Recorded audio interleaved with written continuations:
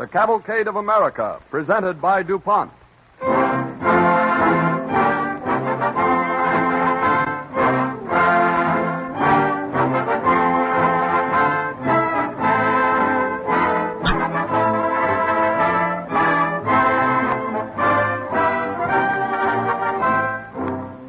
Each year, increasing thousands of eager Americans travel by rail, automobile, and airplane to the numerous national parks of the United States to stand in awe before natural wonders thousands of years old. This evening, the Cavalcade of America brings you a bit of little-known history about one of these great national parks, the Yellowstone. The story of how its marvelous natural wonders were found and preserved for you, for me, and those who come after us. Nature often hoards her secrets. Discovering these innermost secrets and developing their best uses for our modern world is the work which inspires the research chemist. Men who are devoting their lives to the fulfillment of the DuPont pledge, better things for better living through chemistry.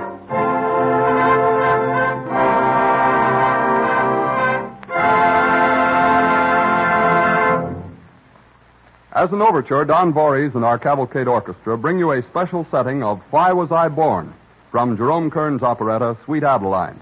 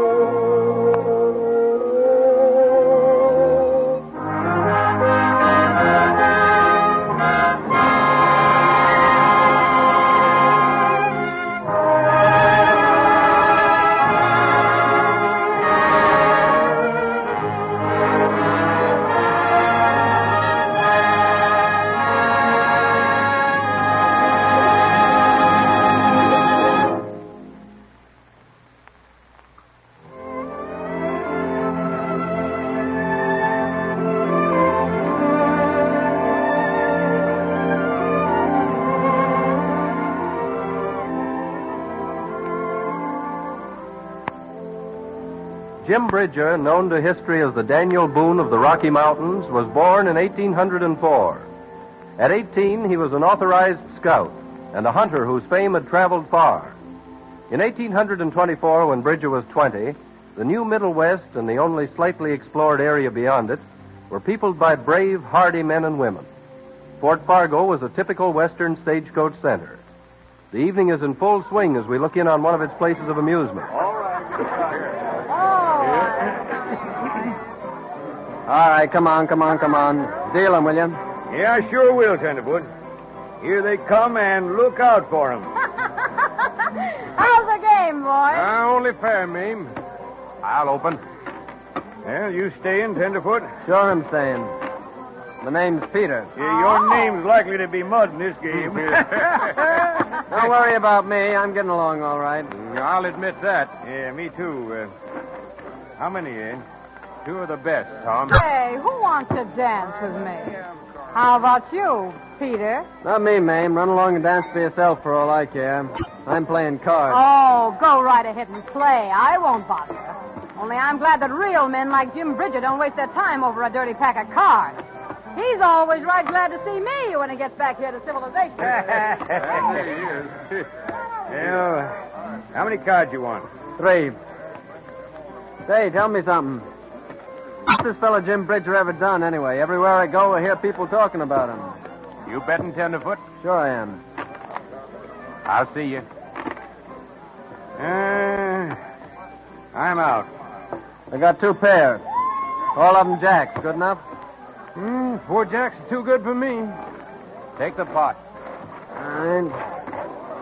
I still want to know about Jim Bridger. Howdy, boys. Well, Tenderfoot, you're right in line to find out about Jim Bridger, because here he is. Howdy, Jim. Yes. Jim, you come just in time. There's a young fella here wants to know all about you. That so? Well, young fella, I'm Jim Bridger.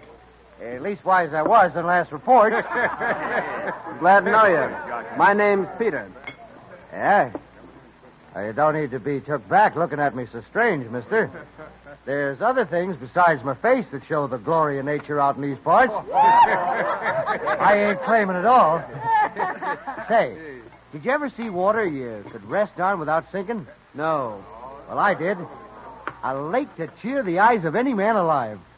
Spread out before you like a big mirror. I'd been riding for days. So you kneeled down and drank it. Well, I aimed to, but I didn't. Well, Jim, what was the matter? Well, honey, it was brackish as salt. Salt water? Yeah. Bit the throat out of me before I swallowed a palmful. Well. Oh, but that wasn't the best part. I stretched out on that water. You laid down? Yep. Hands hung back over my head. Stretched out full length on that water and slept like a baby. Oh, my. You sure be a liar. Careful, Tenderfoot.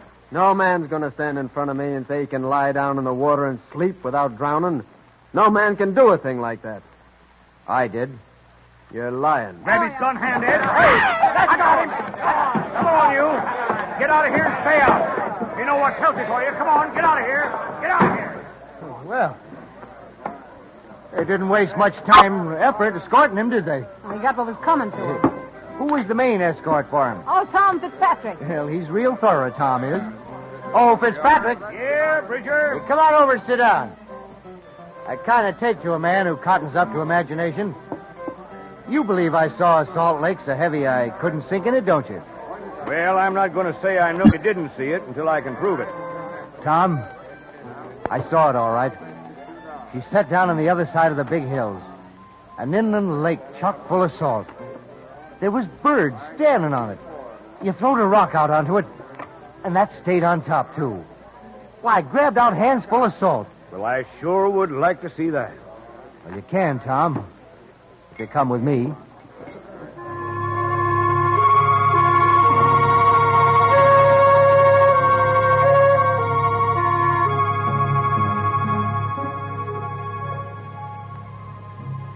Jim Bridger exaggerated a little, as was his habit, but he had seen a body of water such as he described.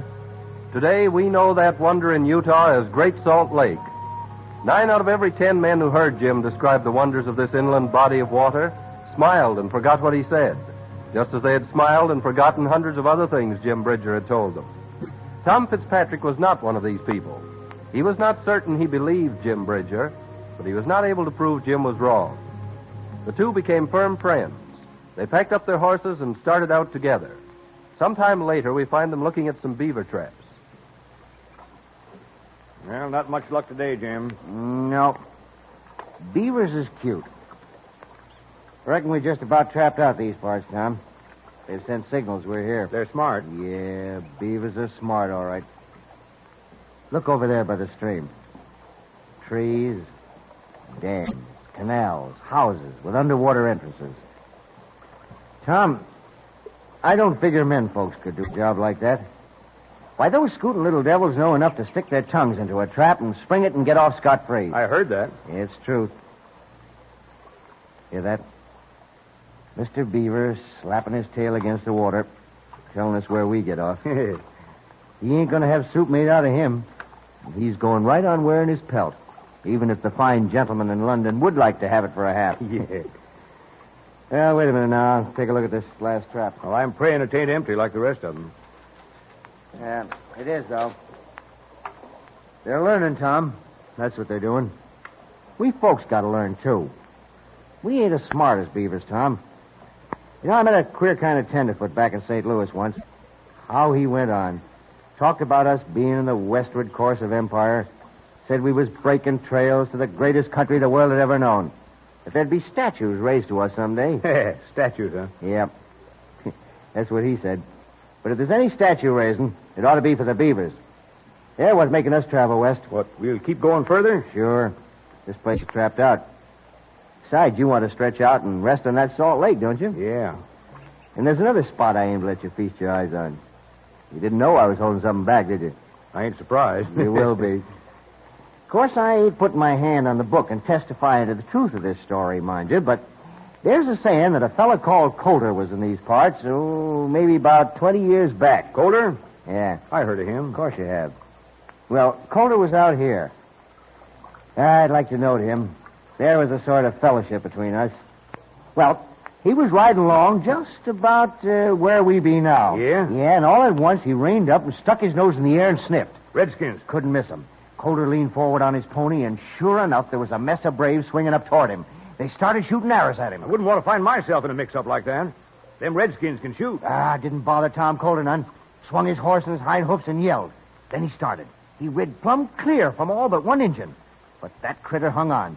So, Coulter polished him up. Great. Yeah, then his troubles begun. While he was fighting the brave, the rest of the pack come a-piling along. They was all but setting in Coulter's lap before he knew it. What'd he do? Well, there was a stream right alongside of him, and he picked up an idea as quick as a flash. Yeah? Zip, off come his boots. He run into the water with the stones cutting his feet every step. But he'd spotted some beaver houses in the distance.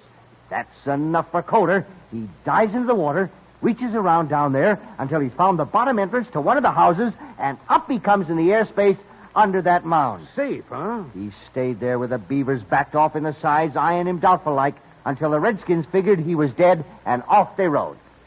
Then he comes out and heads for a trading post. He rode on his horse? Of course he did.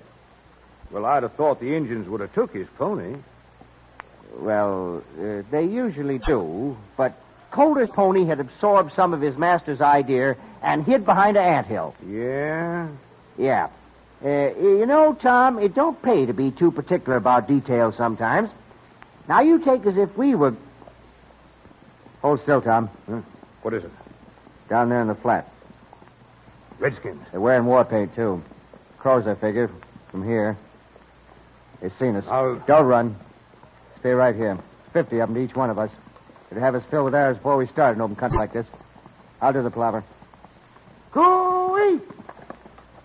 They've stopped. Yeah, the crows, all right. Wouldn't have known that call. One of them's riding toward us. Put down your gun, Tom. How, brother? I'd hate to believe he was my brother. What? You stay here, Tom. White brother, come to you. You bring pipe of peace? Yes. Now, look. I throw down my gun. Huh? We make very big peace talk. Not enemy. He friend. Why, Red Fox, you old devil. Red Fox, fine friend. Big friend. I haven't seen you since you showed me that lake full of salt. What are you doing here?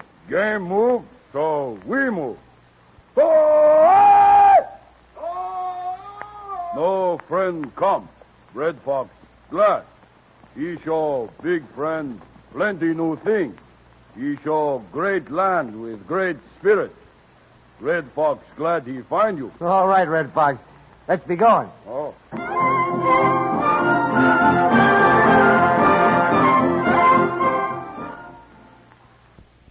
Red Fox was a Crow chief. There was a great feast that evening, and Jim Bridger and Tom Fitzpatrick sat by the biggest fire close to the head braves. The Indians liked Jim, even though they could not understand all his stories. The next day, Jim, Tom, and Red Fox again head west on a sightseeing expedition. That's a nice pony, Red Fox. Mustang. Yeah. Got good legs. You want them? Shucks, no. Cotton to his markings, that's all. You ever see a prettier-looking sample of horseflesh, Tom? He's a beauty. Yeah, right heft to his shanks. Handles himself like he knew what it's all about, too. Get them from white man. Give them back to white man. You. Yeah. You're going to keep your own legs around him. A man don't give away a pony like that. At least wise I wouldn't. Hold on a minute. What was that ahead there? Great spirit make very great wonder. Tom, did you see it? A jet of water shooting out of the ground 20 feet in the air. You see only little one. Now you watch. There, where Red Fox points. Something's getting ready to happen, all right. Listen to it. Jim, what's it going to do? I don't know, Tom, but it's certainly... Jim, that water's spouting at least 100 feet straight up. It ain't real. It can't be, Tom. Come, we go. Greater wonder ahead. Great spirit makes gift to good white man. Greater wonders ahead. Well, I don't dare believe it. I don't even believe what I've seen already.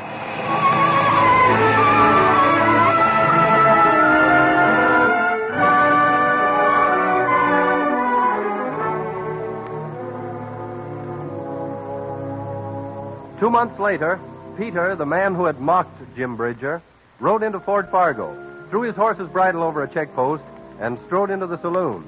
He was a different person from the man who had looked up from the deck of cards and laughed at Jim Bridger. He was sober-faced, terribly serious. Well, if Peter ain't come back. I need a drink. Quick. And he's still got his scalp. He ain't come back to tell us about some new country you discovered since you've been gone from here, have you, Tenderfoot? I've seen plenty, and I'm sure glad to be back. What's that? I've seen things that... Well, things I didn't like. I hate to think about them even. What's come over you, anyway? Yeah, Tenderfoot. What you been doing? Tell us about it. Seeing. Watching a wagon train of men, women, and children wiped out as slick as you'd clean off a table there. Hey, where was that?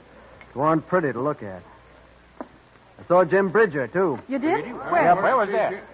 He's a-setting up on a ridge. Him and Tom Fitzpatrick. Tom, too. Yep. I heard Bridger give a yell like a fiend and ride down at them Injuns. I wouldn't have dared do what he done. Well, you ain't Jim Bridger. That's right. He ain't. Here, have one on me, Peter. It looks like he could use it. You see Jim come back? No. Tough luck. Hey, Sam, give us some music. Jim Bridger wouldn't want us to sit around crying about him, that's a cinch. He didn't come back, huh? Nope. Well, that's our rotten break. Jim! Why, he ain't dead. Jim Bridger! You long, lean old heathen, you! Oh, there ain't no Indian gonna walk away with your scalp. Well, not so long as I can use it, ma'am. The top hair gets mighty comfortable cold nights on the range. Hello, Ed. Hello there, Jim. Sit down, Tom. Tom Fitzpatrick! Yep. Yeah, me and Tom sort of graze in the same spot. Well, tell us where you've been. Yeah, Jim. What you been doing? Oh, I've been discovering new wonders. Wood as hard as a rock, for instance. What? That's right. I saw it. Whole trees. Sure, you were standing alongside of me, Tom. You bet. Plants and ferns and things looking like flowers, but they was rocks. Plumb froze hard. The doggondest place I ever rode into. Yeah, and that ain't all that Red Fox showed us. We didn't need to build any fire, did we, Jim? No, sorry. No, sir. I caught a trout in one pool, and as soon as I hooked it, I throwed it over into a pool full of steaming hot water and took it out cooked. No. They was done to a turn. Ah, it ain't true. I seen it with my own eyes, ma'am. Red Fox told us the gods made that place. Well, no man ever done it. That's easy. It don't seem like it can be. Reckon it is, though. What? Well, Peter. I called you a liar the last time I saw you here. Yeah. So you did, stranger. I ain't doing it now.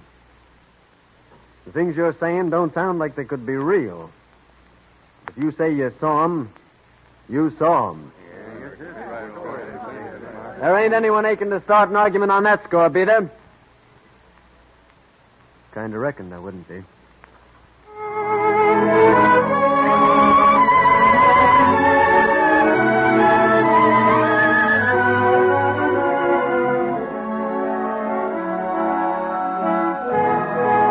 Jim Bridger had found someone who believed his stories, and it acted like a tonic.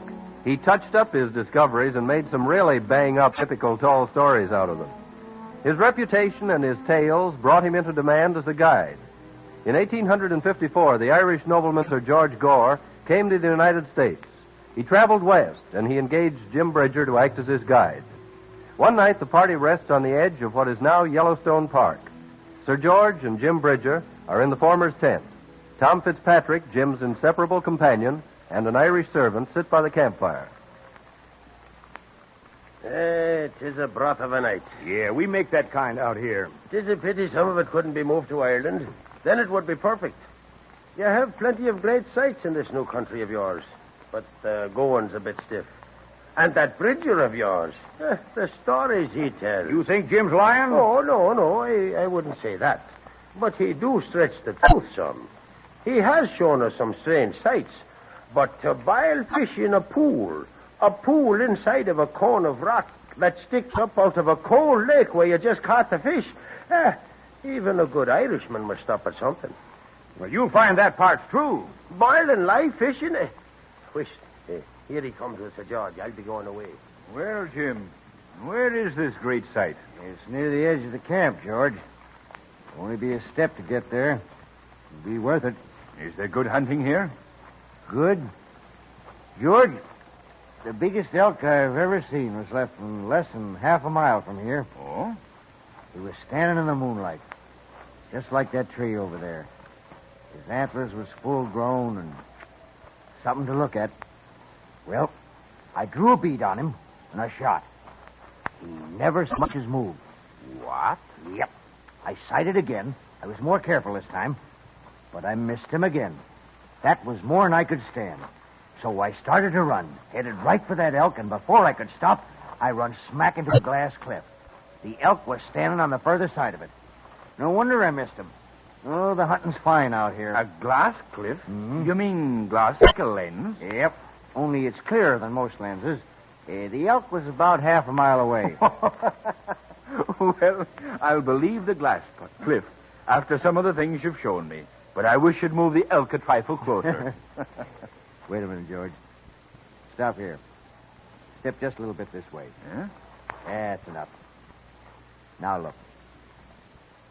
What a picture. Liquid lace patterns against a background that has 100 colors in it. I've seen a waterfall at night before, but I never hoped to see anything like that. The moonlight against it. Well, I said I'd show you something. Something? Why, it's worth the whole trip. It's fairyland in reality.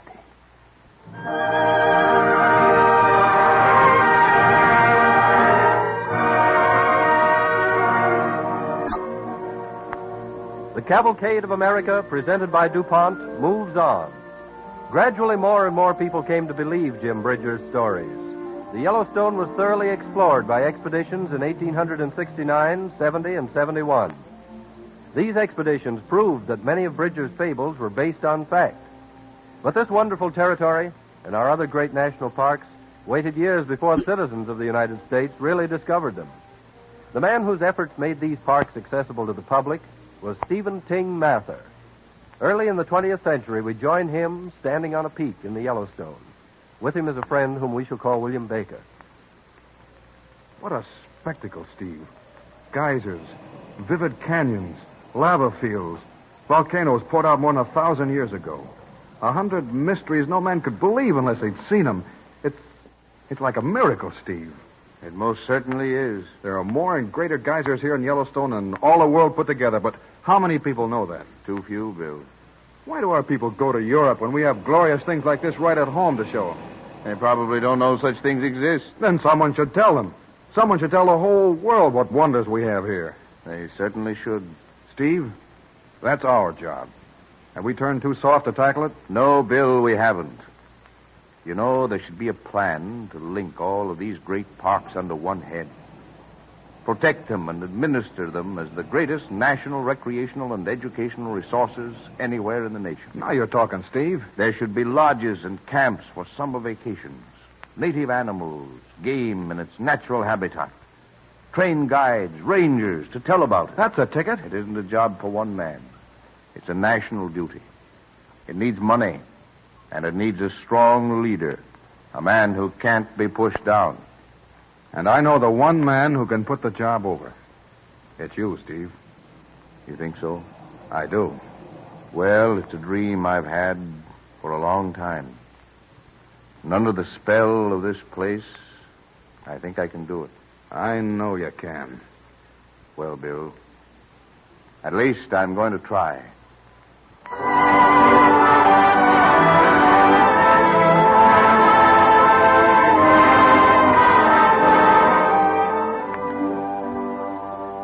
Stephen Ting Mather assumed the office of Director of National Parks in 1916. Thanks to him and other men who caught his enthusiasm, millions of Americans have discovered, as thousands of new ones will this coming summer, that in the national parks our frontier still lives. It is almost as though the joyous spirit of Jim Bridger still roamed the West, carrying his stories to people, beckoning them on to new wonders in the cavalcade of America.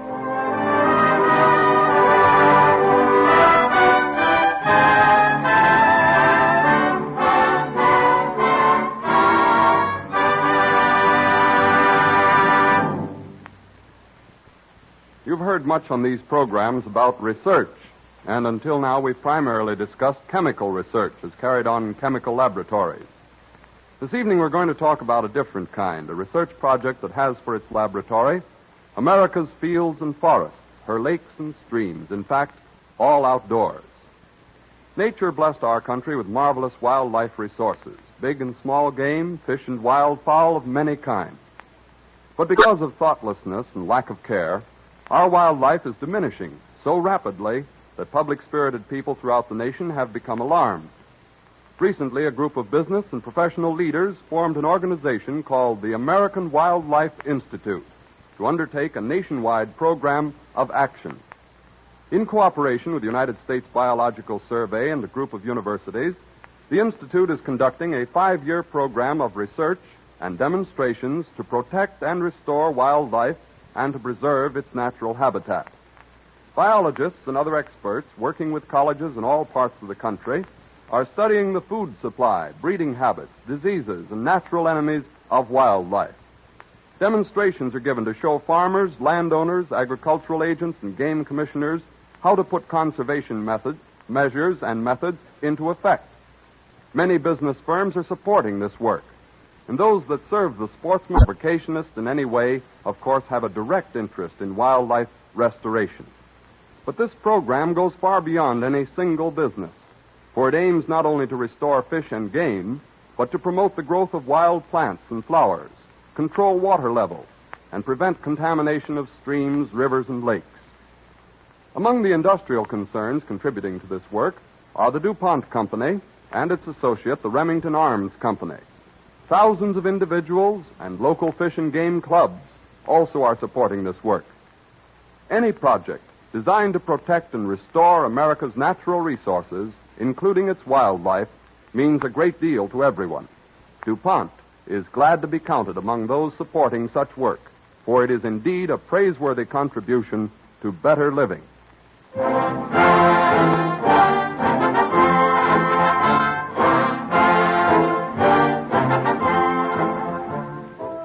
The life of Stephen Girard, little-known episodes in the life of one of America's great philanthropists and merchants, will be the subject of our broadcast when next week at this same time, DuPont again presents The Cavalcade of America.